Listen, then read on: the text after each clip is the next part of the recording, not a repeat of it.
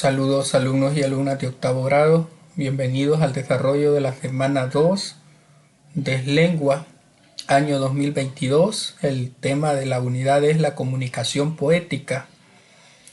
Leamos en voz alta y con la entonación adecuada el siguiente poema. El poema se llama Canción del Maizal.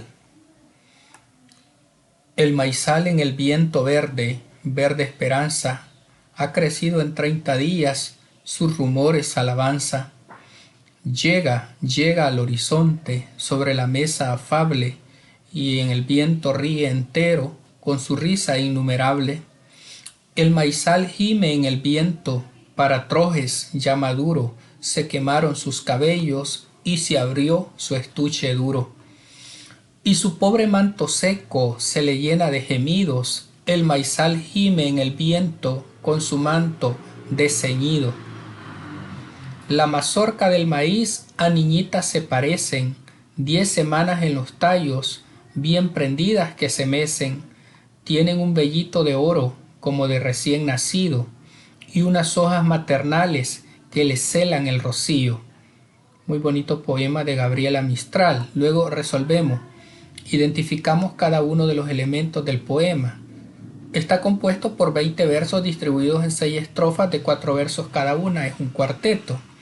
¿Qué recursos de lenguaje ha aplicado la escritora para hacer que el poema tenga musicalidad? Pues posee rima y comparación.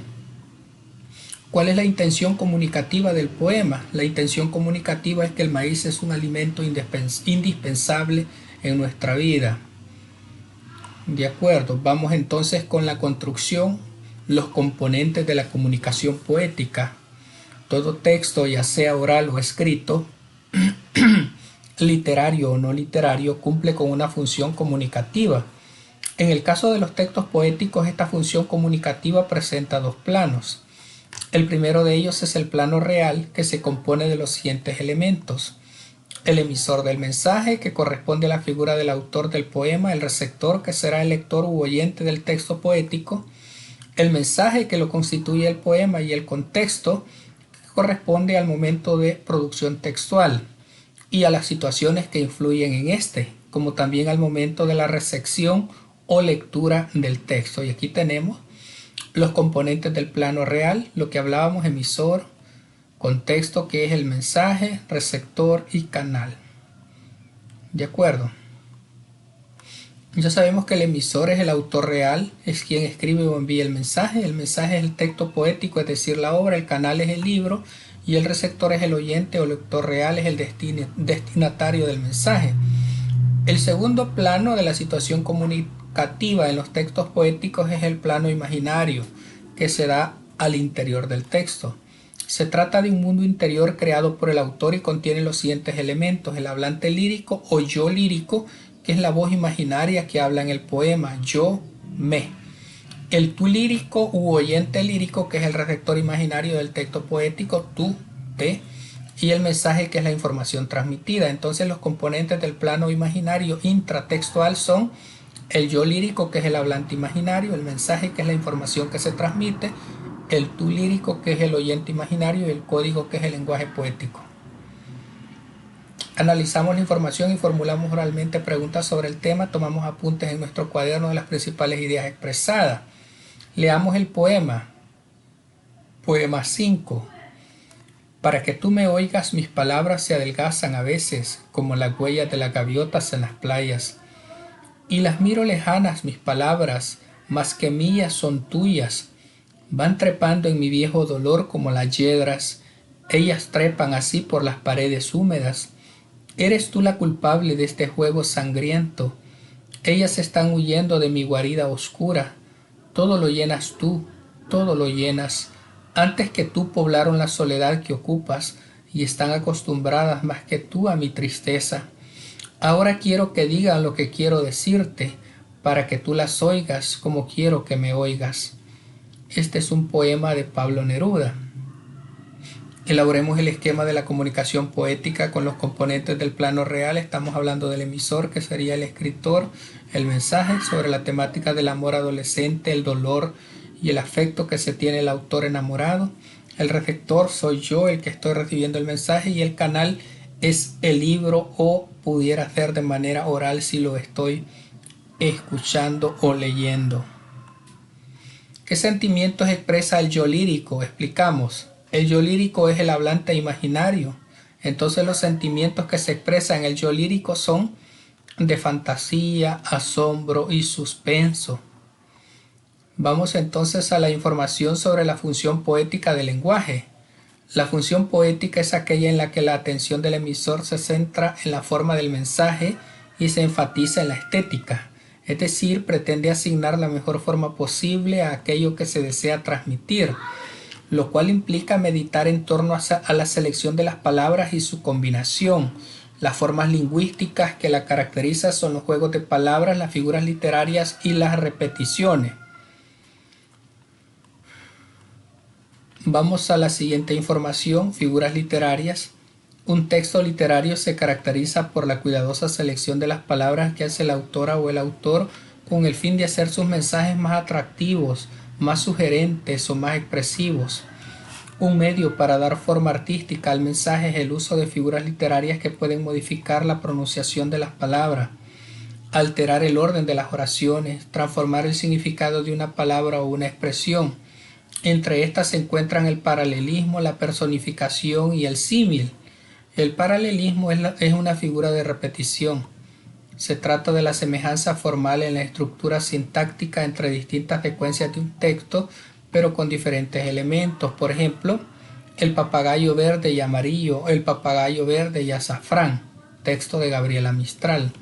La personificación es la atribución de cualidades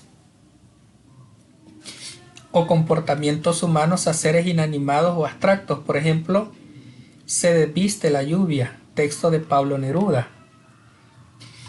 El símil consiste en la comparación expresa entre dos términos. Al establecer la comparación por semejanza, se trasladan las características físicas o simbólicas de uno a otro.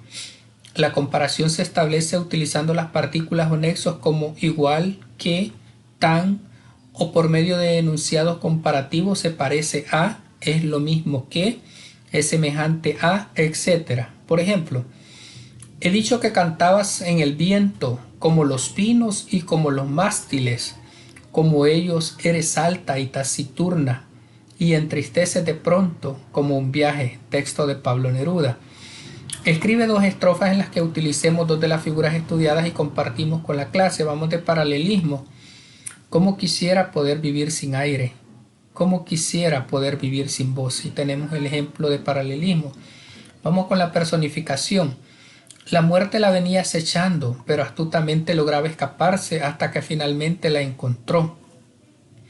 Con la mirada de su perro le reprochaba que lo había dejado solo el fin de semana. Ejemplo de personificación. Y el símil: José es valiente como un león. Son tan parecidos como dos gotas de agua. Ahí tenemos los ejemplos de las figuras literarias estudiadas. Ahora vamos con la lectura de textos poéticos. Actividad en pares. Leemos el poema Yo no tengo soledad, de Gabriela Mistral. Es la noche de desamparo, de las sierras hasta el mar, pero yo, la que te mece, yo no tengo soledad. Es el cielo de desamparo, si la luna cae al mar, pero yo, la que te estrecha, yo no tengo soledad. Es el mundo de desamparo y la carne triste va, pero yo, la que te oprime, yo no tengo soledad. Analizamos el texto a partir de los literales y se nos pregunta que describamos la estructura del poema, que identifiquemos las figuras literarias presentes en el texto y escribamos algunos ejemplos. ¿Qué mensaje desearía afirmar el yo lírico con los versos? Expresa en los versos anteriores qué relación tiene el título del poema con el mensaje y escribamos una valoración del contenido del poema en el cuaderno. En cuanto al literal A, que trata de la estructura del poema, tiene título, verso, ritmo métrico y autor. El literal B, las figuras literarias, tiene personificación y paralelismo. Por ejemplo, en la personificación, si la luna cae al mar, es parte de lo que trae en la personificación. El paralelismo es una frase que aparece: yo no tengo soledad. En el literal C se nos pregunta qué mensaje desea afirmar el yo lírico con los versos: yo no tengo soledad, que no tiene soledad. En el literal D, ¿qué relación tiene el título de poema con el mensaje? Porque yo nunca estoy solo, siempre con mi familia. Y en el literal E, escribamos una valoración del contenido del poema en el cuaderno porque sabemos nuestras debilidades y fallas. Y aunque pase lo que pase, a pesar de las dificultades, hay que ser fuertes y valientes. De acuerdo, y vamos con la última actividad, que esta sí se las voy a dejar para que ustedes la puedan realizar. Ya les apoyé con varias. De la actividad 7, leo el poema. Te recuerdo como eras en el último otoño. Eras la boina gris y el corazón en calma. En tus ojos peleaban las llamas del crepúsculo y las hojas caían en el agua de tu alma. Apegada a mis brazos como una enredadera, las hojas recogían tu voz lenta y en calma. Hoguera de estupor en que mi sed ardía, dulce jacinto azul torcido sobre mi alma. Siento viajar tus ojos y es distante el otoño. Boina gris, voz de pájaro y corazón de casa, hacia donde migraban mis profundos anhelos y caían mis besos alegres como brasas. Cielo desde un navío, campo desde los cerros, tu recuerdo es de luz, de humo, de estanque en calma. Más allá de tus ojos ardían los crepúsculos, hojas secas de otoño giraban en tu alma. Entonces este texto o este poema de Pablo Neruda, donde vamos a hacer lo mismo que hemos hecho en estos anteriores, describir la estructura, cantidad de versos, estrofa, rima, las figuras literarias, el esquema de comunicación poética y la visión que él tiene el yo lírico sobre el tú lírico. De acuerdo, así es que de esta manera alumnos y alumnas de octavo grado estaríamos completando la guía de lengua, que tiene que ver con la fase 1, semana 2 y con el texto o el tema que hemos estado estudiando, que se denomina la comunicación poética. Ha sido un gusto, muchas gracias, bendiciones, éxitos a todos y todas.